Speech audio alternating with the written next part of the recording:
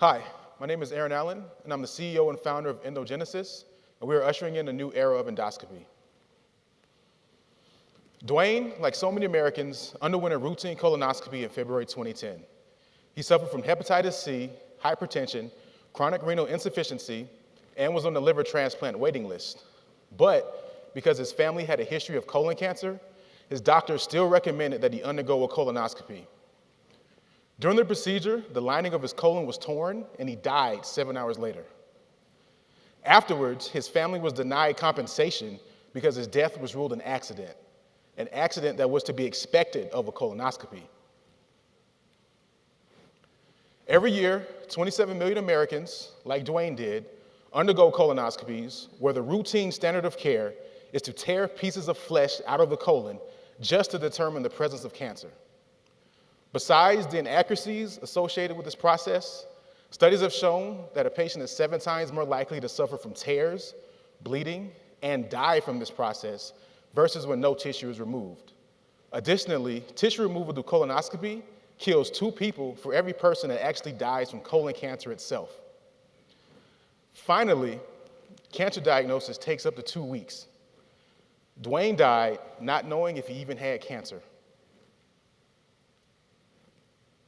What our solution does is reduce both patient harm and death by diagnosing cancer in real time without removing any tissue and without the use of injections or sprays.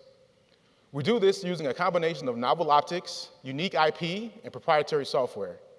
So what we do is we focus laser light through a lens onto tissue, and the light interacts with this tissue, scatters back up through the lens onto our detectors, giving a live image of extracellular matrix.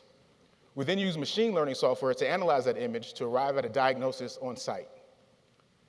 This gives us information not only on the presence of cancer, but also on the stage, the margins, and invasion depth, all in real time.